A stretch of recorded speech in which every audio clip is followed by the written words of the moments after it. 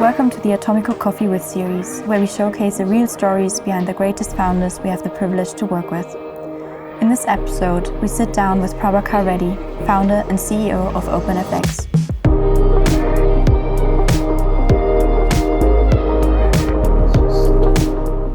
Having previously built FalconX into crypto's first prime broker and an $8 billion company, Prabhakar is now tackling one of the hardest problems in global finance: fixing how money actually moves.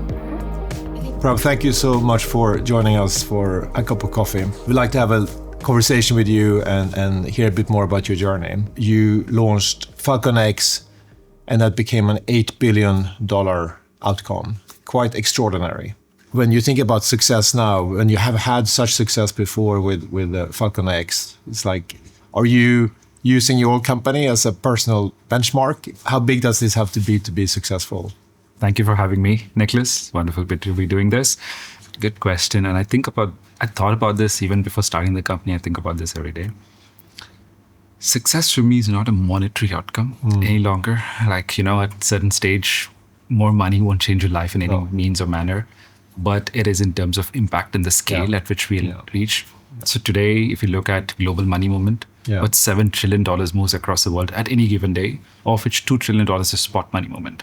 For me, success or maturity of OpenFX is when we're actually able to do $1 trillion of daily volume being processed through OpenFX, not because we're doing one of the $2 trillion, but because of our ability to sort of jumpstart this entire ecosystem from a postal era network to almost an SMS era network of money moving near instantly. We believe that the 2 trillion will become 200 trillion.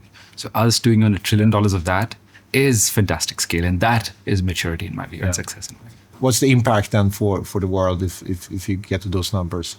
Great question. As I was researching this space in 2023, I came across a report by an institute called ADBI, Asian Development Bank Institute, which had fascinating stats. Most of the remittances around the world, and I say remittances because it's a large chunk of global cross-border payments, usually go from developed nations to emerging nations. Yes. And remittances are a huge portion of the emerging nations' GDP. Yeah. And there was a fascinating stat there which said that 1% increase in incoming remittances into those emerging nations creates a 22% reduction in the poverty of those countries. So if you can increase the velocity of money movement and reduce the cost structure, what does that mean for a lot of these nations? And that is, again, impact in very different ways, right? And not just that, there's so many other ways in which the world will change, especially if you can make money move like data across the world. OpenFX is the fastest growing fintech, and a lot of people haven't heard about it yet. So you've been very quiet about it. But you also started actually 2 years ago. So in simple terms, what is OpenFX and what's the benefit for its customers? We have been intentionally in stealth for the first 18 months. OpenFX just celebrated our 2-year birthday last week on the same day. So it's now a 2-year-old company. Initially, we were, if you know kind of a firm, but I think that is going to change in 2026. We are going to be loud and about and ensure that we sort of mark our territory in the world. So what is OpenFX? We are an FX infrastructure company that helps power other financial institutions and make it cheaper, faster, more efficient for them to move money from country A to country B and convert currency A to currency B. So that in a nutshell is what we do. So if you're a remittance company, you're a neobank, you're a payment gateway, payroll processor, most of the times you're trying to move money from country A to country B, you're usually using a legacy bank or some legacy fintech provider. The problems are money today doesn't move even in 2026 on weekends across borders. Money doesn't move after 4 p.m. after bank cutoff timings. Money doesn't move on national holidays. But the world is becoming more and more global, right? And the next 10 years are going to be a very different world, as we were discussing last night. Yeah. We're going to basically see the rise of AI agents. And I believe that in the next 10 years, the largest users of FX and global cross-border money movement are not going to be humans, sending money, but AI agents. Wow. And the world is not ready for that, right? So we're building towards that world. You've been talking about making money move cross borders just like data, as freely and as fast and as cheap as data. How fast is it today and how fast will you get in a few years, you think? And what about the cost? Average cross-border settlement time today in the world is about 2 days. It's T+2 is standard, and then goes up to 5-7 days as well when you go to long tail emerging nations. OpenFX has been live for about 2 years. We're live out of 150 currencies that exist in the world. We're live with 11 currencies. So we're very young and early in our journey. We have a long way to go. But in these 11 currencies, we're very proud that our 98th percentile of settlement happens in under 60 minutes. Regardless of the time of the day, regardless of when it is in the week, we will collect your currency A and send it out in currency B in under 60 minutes. And we're proud of that.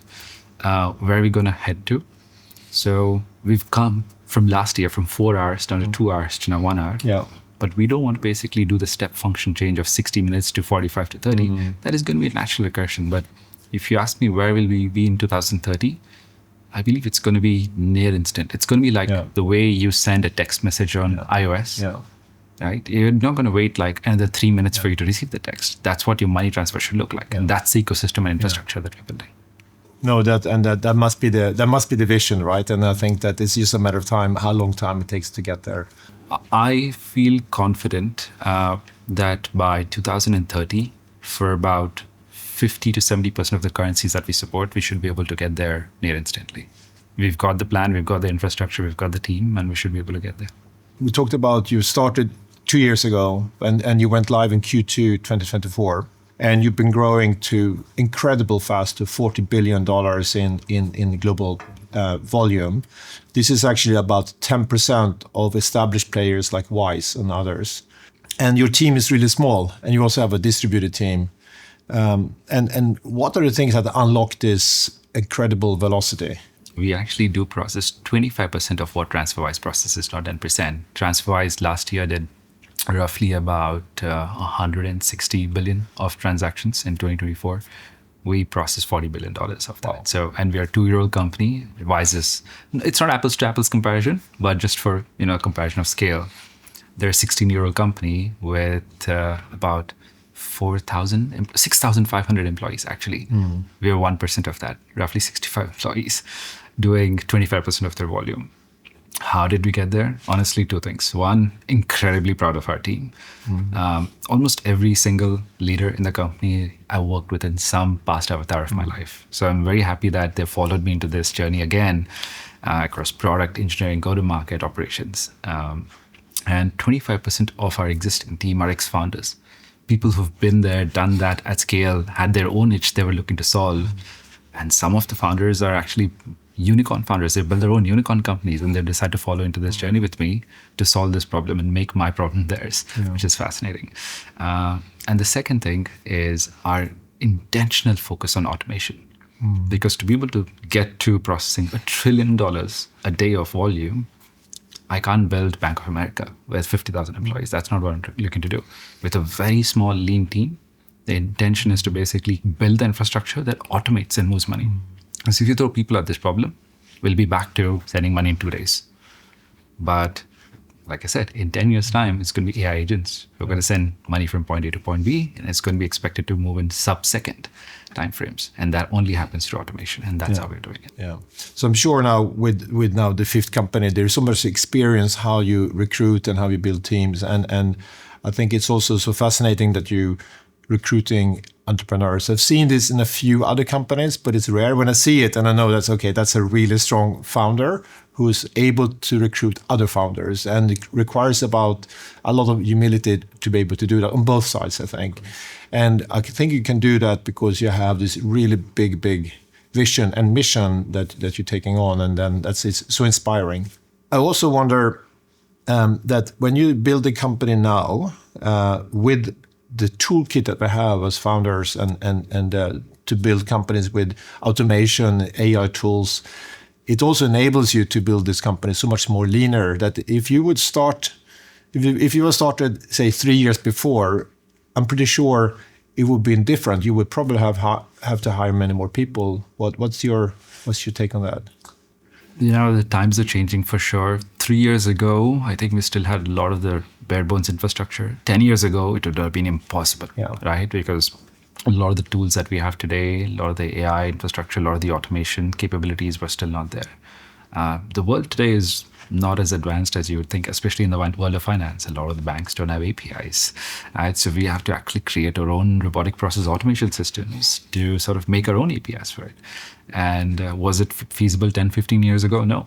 Today, with the tech that we have, the kind of intelligence that we have, the kind of AI tooling that we have, we're able to sort of like get integrations up and running in 48 to 72 hours at any platform. This is, of course, a lot of innovation here. And with the conversations with your customers, do they get it, or do you have to do a lot of education? What are the kind of typically the conversations with some of your customers today? Great question.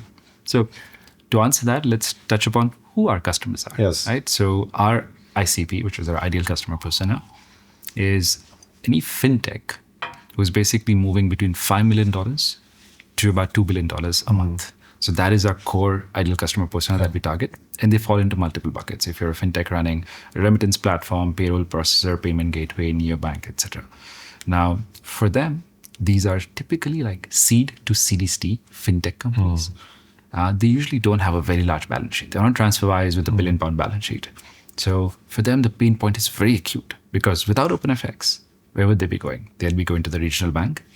They'd be going to some crypto exchange, perhaps, to sort of bypass the Swift layers and try to convert into stable coins. Or they would use some other legacy fintech provider. Now, all of them come to you and say, hey, we're going from Series A to B, B to C, please give us more money. Not because of OpEx, but because of working capital needs. And every fintech company is doing the same thing. So now comes OpenFX, and we're like, you know what? You don't have to pre-fund your capital 3 days ahead of time. You don't have to raise these large VC rounds to, just get your growth. You don't have to basically hire a currency operations team in every single firm to sort of move money from point A to point B. We'll obfuscate all of that for you. Just will collect your dollars, bank those dollars, convert it, and pay out where you need to. And all of that in a programmatic API is like a no-brainer. So our sales cycle conversations are usually a 30-minute Zoom call. We don't do feet on street. We don't go, try to sell them for like months together. Out of those 30 minutes is usually 25 minutes only, because 5 minutes is hi, hello, still, can you hear me? Yeah. And at the end of 25 minutes, they're like, where can we sign up? Because we are building a product that we ourselves would love to use. So there's no long-term contracts. There's no gotchas. There is no hidden fees. Basically, the way we set it up is, if you're the best, you should use us. If not, go use something else. What were the defining moments in your entrepreneurial journey that made you go from company to company and think even bigger? Defining moments. Several, I'd say. Look, I've been an entrepreneur for 19 years now. Started my entrepreneurial career in 2007. That's 26 now. So started my journey a long time ago. Had a very different defining moment back then as to why I got into entrepreneurship. Today, I'm on my 5th journey, as you pointed out. Why am I doing this? Very different reasons. So if your question is, what prompted me to start OpenFX? It isn't one eureka moment. It's pattern recognition across many, many years, seeing certain trends and figuring out that this is the right time to be solving this problem.